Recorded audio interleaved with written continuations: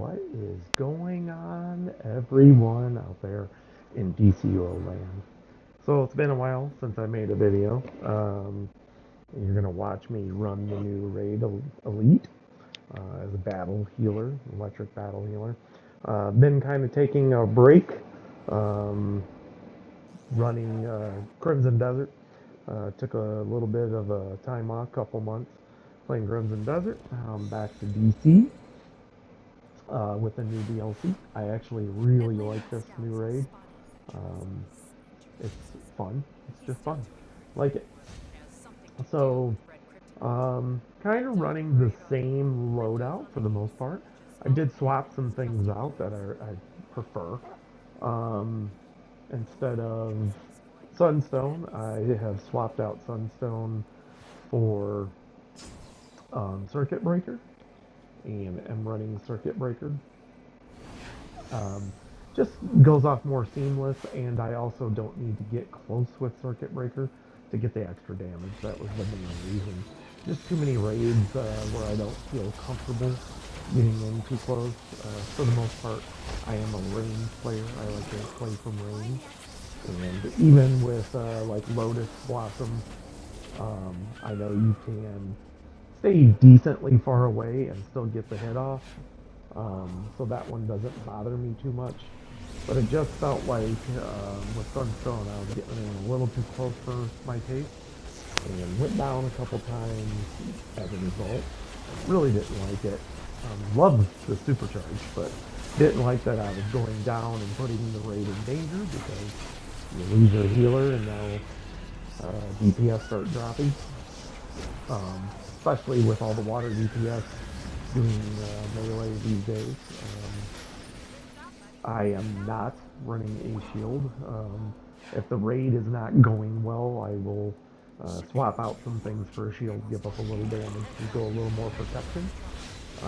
But what I'm doing is trying to um, basically rely on just straight up heals. Just what I prefer. I will run shields if necessary. I will go full healer if necessary.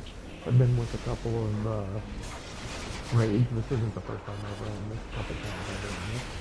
But I will go through and change my whole loadout and go to more traditional healer setup if it's just a bunch of people struggling really bad. Especially in Spindrift. The flashback raid. I definitely tend to go more full healer there, unless I'm running with my league.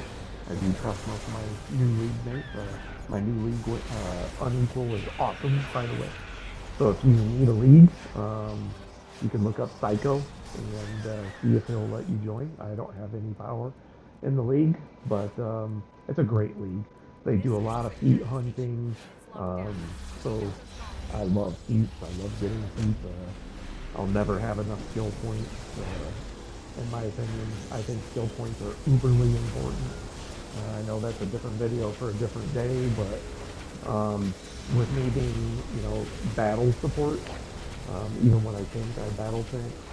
Um, I think skill points are hugely important to get all the stats that you need.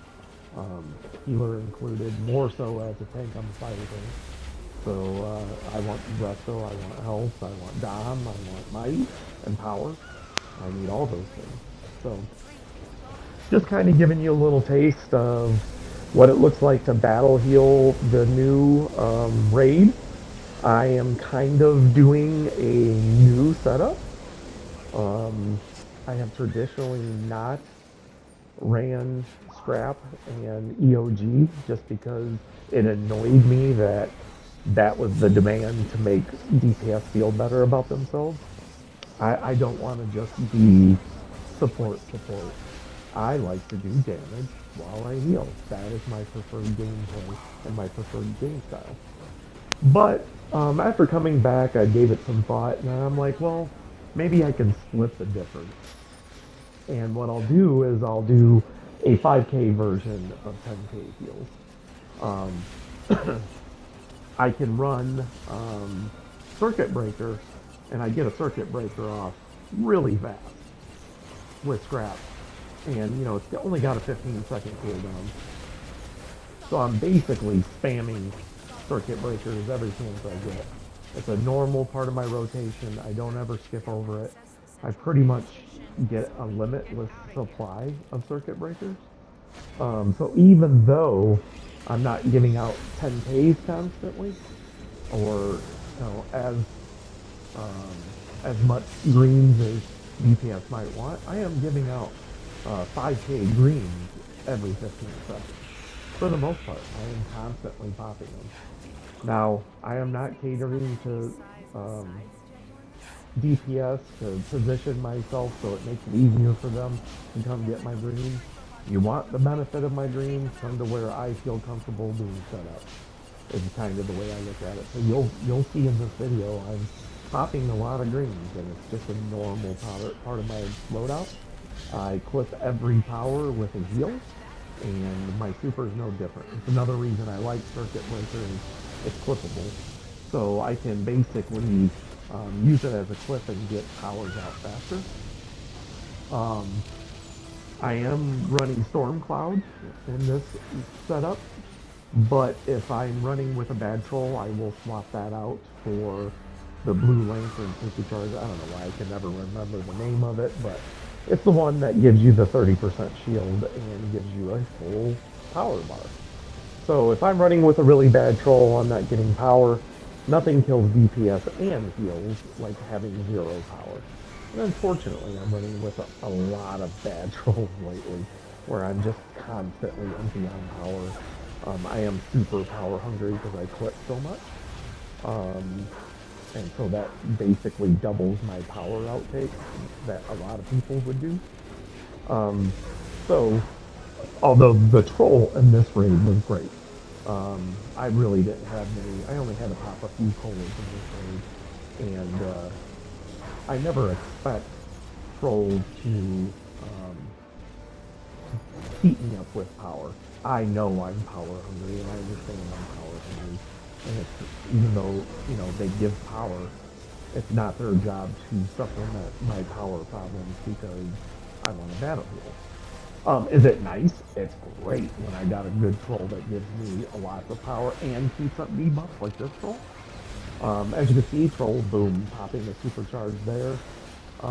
Yeah, this troll was awesome. I would run with this troll 10 times out of 10. Actually, the whole group was pretty good. There was one DPS that wasn't doing any damage that kept dying because he's up there right on the boss's ass. And it's like, if you're going to ride the boss's ass, you better learn where the hitboxes are and stay out of danger, but he wasn't. So I'm not a big fan of selfish players like that. Um, but he pays the price a few times, and the funny thing is he wasn't really doing any damage. It's one thing if you're wrecking shop and, you're getting a lot of juice for your sleeve, but when you're not getting any juice for your sleeve and you're still dying a lot, probably a bad look for you. But just kind of wanted to give you guys hey, I'm back in the game. Still battle healing. I'll probably always do battle rolls. Not super great at this raid yet. As you can see, I just got hit by that direct line of fire attack, which is telegraphed. Yeah, I just didn't catch it. I don't catch it a couple of times. But I didn't do too bad. Second in DPS, and of course top healer, because I was the only one. But yeah, it's a great raid. It's a lot of fun. I really enjoy this raid. Good tank, good troll. A good DPS that beat me by several hundred million. So that's always nice to not run with just scrub DPS that actually help complete the raid. Really a good DPS, I shouldn't be coming all that close. No more than 75% of their damage is the way I look at it. So, good job on the DPS there that beat me. There's another overzealous DPS I see that's jumping into the fray way too quick. 523, is that max? I think that's max CR. Wow. Oh, mercy.